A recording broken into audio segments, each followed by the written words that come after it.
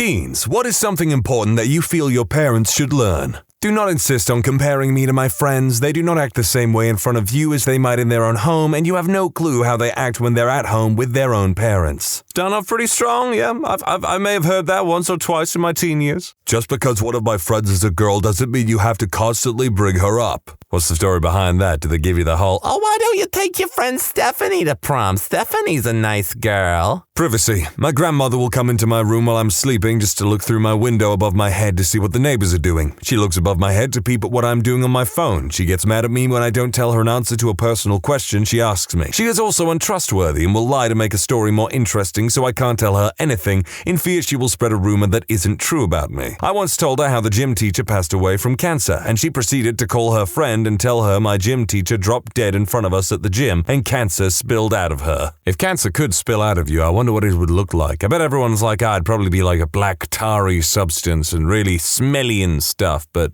I'm picturing like the Nickelodeon slime. Get my attention before talking to me. They do/did get mad at me when I miss the first half of what they are saying, but it's because I'm already doing something. I don't mind pausing my game, putting down my book/phone, muting the TV, etc. Just say my name, or even, hey, you, before you start talking, so I realize I'm supposed to engage. I think that just sounds like a lack of awareness of your surroundings. Like, I like to know who is in the room with me, what's going on, stuff like that at all times. So it's like, are they on the phone? No. Is there anyone else in the room with me? No. So they're obviously talking to me. It's only annoying when they then turn around and go, oh, I'm just talking to myself. You don't have to listen. I understand that compared to you, I shouldn't have any stress, but teen stress does exist. Maybe in the future I'll learn how naive I was and how small my stresses now are, but right now what I'm stressed about matters to me. That's super valid, but I will say, yeah, being an adult kinda sucks. Enjoy being a teenager while you can. Don't stop me from hanging out with my friends and then later complain why am I always in my room and not outside enjoying life. That's just unfair. That does sound pretty dumb, but I don't know, it maybe depends on the kind of people that you're hanging out with. Doesn't mean you can't go out and enjoy life, it just means they don't want you to be hanging out with dodgy people. Like I said though, I don't know what the situation is behind this, I'm just trying to rationalize it to some degree. Communication through technology is still communication. I know it's not true for all people my parents' age, but a lot seem to be stuck on the idea that just because you're texting someone or messaging them online, it's somehow not real contact and not a real relationship with the other person. Does someone have an online girlfriend? That's the way they make it sound at the end, especially. While yes, you do pay for my tuition, car, clothing, food, etc., you need to give me some sense of control. Rules are important, I understand, but I need to learn how to function on my own. If you couldn't tell from my brother developing alcoholism the second he got to college, if you control your kids too hard in high school and then let them out into college, they don't know what to do with the freedom and go frickin' nuts. That is some solid parenting advice. That is so true. Don't snoop through my things. If I have a personal note to or from a friend or a piece of writing, don't look through it and read it, and don't send a picture of it to everyone else in the family. It's out of sight for a reason.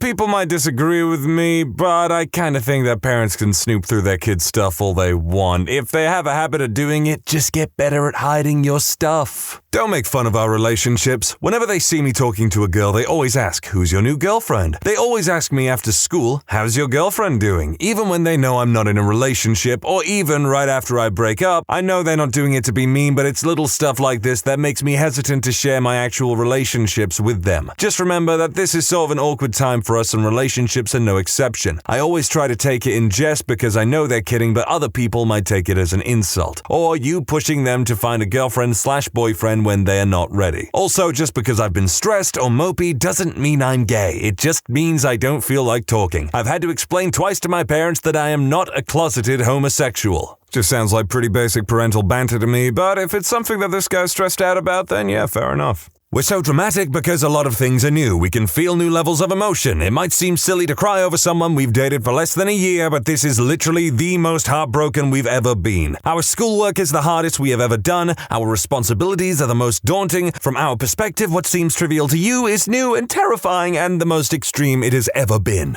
I think I've been gauging this more on like the general situation in that like how relatable is this? I understand this is more of a personal thing, but I'm going to say this, parents are dealing with not as many for sure, but also new stressful situations, and it's not about being an adult or a teenager or something like that because I've said it before. Adults don't have all the answers. And on the heartbreak thing, think about it like this. Yeah, your heart's broken. You like this girl a lot, but at least this girl isn't divorcing you. She's taking your money, your house, and your dog. She didn't even want the dog when you got the dog, but she certainly wants it now. My advice to anyone when they're in a dire state of mind or something is think about the situation, think about how much worse it could be and where you are as opposed to the worst it could be, and then just get on with your life because guess what? All of these situations are bigger in your mind than they are in real life. Of course, then there are problems like paying the mortgage on time. That's a big problem.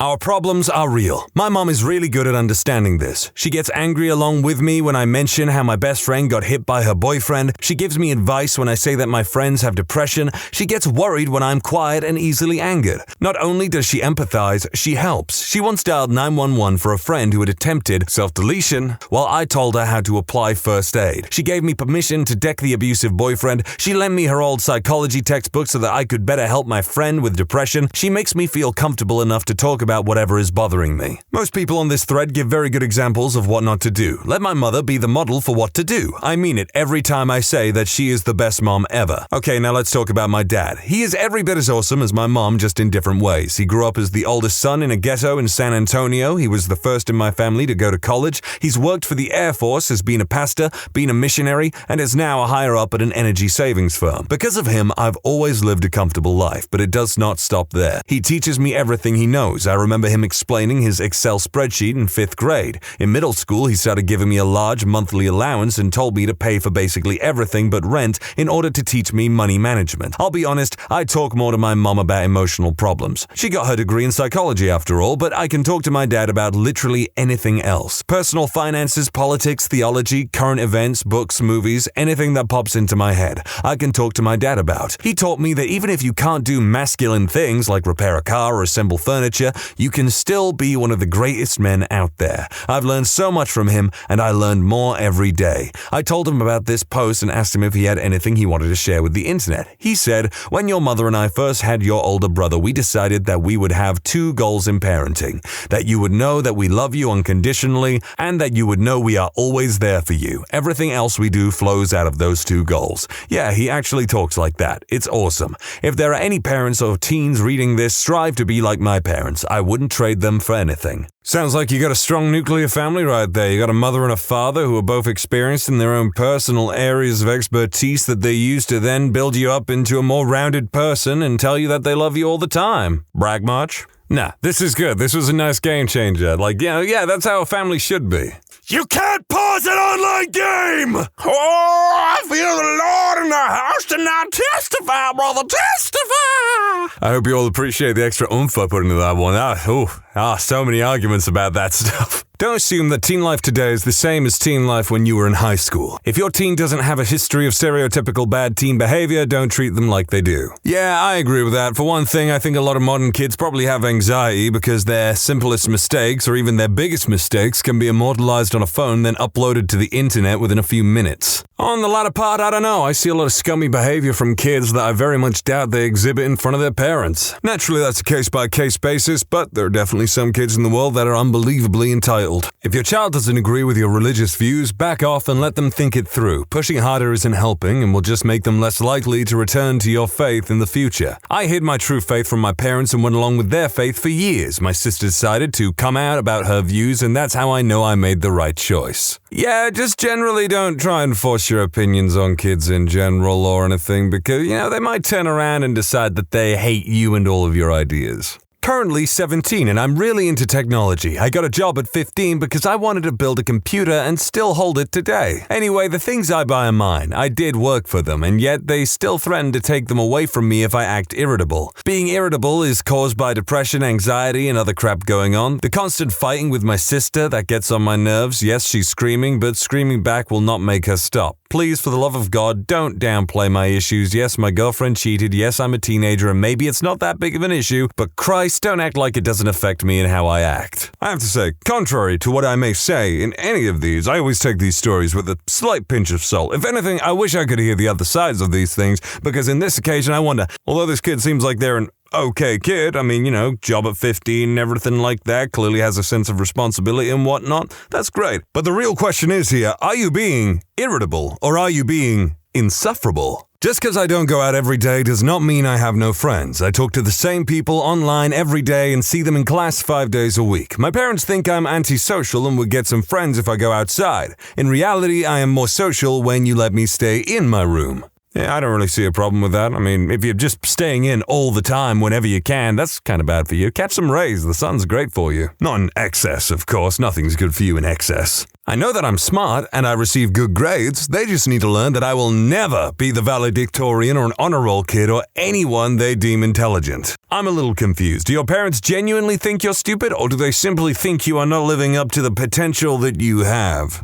Stop comparing us to your high school selves. Yes, Mom, I know you're a class president, prom queen, valedictorian, and captain of the cheer team, but I'm not you, so stop being disappointed and be proud of what my person can achieve. Well, this is just annoying because now I want to know what you can/have achieved. Asking your child to tell the truth about something, and then when they do, being mad at them about it. I would much rather prefer if when I told you the truth, you would thank me for being honest and lightening the punishment, if any. This isn't just for teenagers, though. My younger sister, who is 4, gets into trouble sometimes, and when my mother asks her about it and she tells the truth, she gets very mad at her. So now whenever she asks her to tell the truth, she just lies about it. Makes me sad. Well, that makes me sad too, because you know what? When you're telling a child to tell the truth, you need to be a little more gentle about it. Yeah, they told the truth. They were brave. You don't have to reward them or anything. You just have to be cool about it. You can tell them you're disappointed. You can tell them you're upset. You just gotta be cool. I do not have a goddamn time turner. I cannot clean my room, take a shower, do all my homework, feed the cat, clean the litter box, and put together my Halloween costume in 1 hour.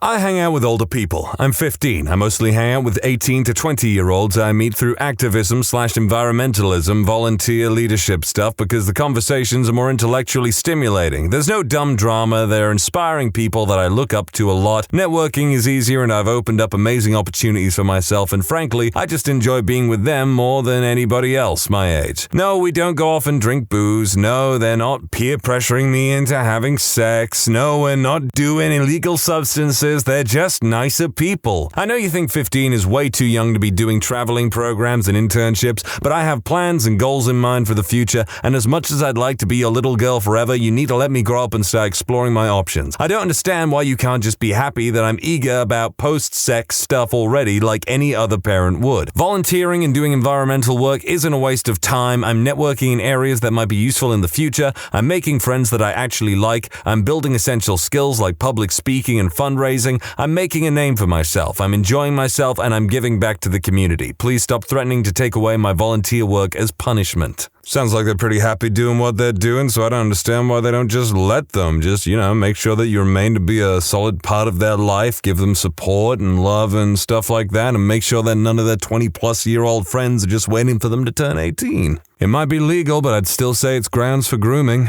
Probably too late, but this one bugs the hell out of me. It isn't the 70s and 80s anymore. Yes, we understand that you didn't use your TVs barely at all. You rode your bikes and played basketball, etc., etc. And yes, we understand it's good for us to be active, but we live in a different generation. The generation before them married young, didn't have all the extra time due to technological advances that makes life easier and so on. Things change, and yet parents still parent like they wish they had been 30 years ago. I love my parents to death, but that's my biggest pet peeve with them. That's a conversation I have fairly frequently. I mean, it's weird to think that a couple hundred years ago, you'd have until maybe you were 30 or something like that, and that would be considered a full life, maybe for good reason. Lord knows it sucks to get so old that you literally cannot do anything for yourself. But I think as a result, with modern technology, medicine, and all that stuff, we have a generation of people that just kind of stay as teenagers for a lot longer than they probably should. That ain't me judging or anything like that, but, always keep in mind that you should really get your life on track.